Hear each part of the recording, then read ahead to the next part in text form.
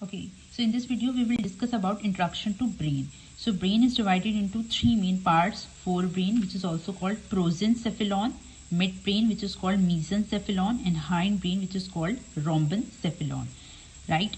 So in forebrain or prosencephalon, there are two main divisions. One is the cerebrum or the telencephalon, and other one is the diencephalon, which include thalamus and hypothalamus.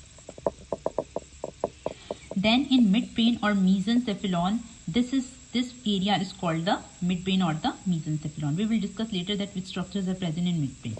And then last part of the brain is called rhombencephalon or the hindbrain. And this part is further divided into two parts: metencephalon and myelencephalon.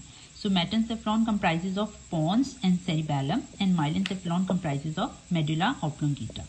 And then this is the spinal cord, right? So brain, there are three parts of the brain: forebrain, midbrain, and hindbrain. You need to memorize these other names of also these three divisions, so that if you get any BCQ or any short question regarding other names, so you will able to identify that the question is about which part, right? Then we will talk about the brief anatomy of the ventricles, right? Then we will later discuss the spinal cord anatomy. So what are the ventricles? Just like we discussed that there are three parts: forebrain, midbrain, and hindbrain. There are some cavities which are present inside the brain in which the cerebrospinal fluid is circulating, right? So these cavities are called the ventricles. So there are two lateral ventricles which are present in the telencephalon, which was a part of forebrain. Then there is a one cavity which is called third ventricle, and it is present in the diencephalon or the second division of the forebrain.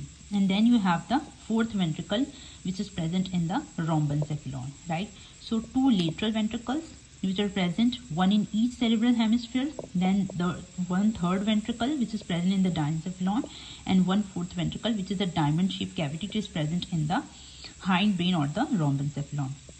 And between these ventricles there are some foramen through which CSF flow from one ventricle to other ventricle.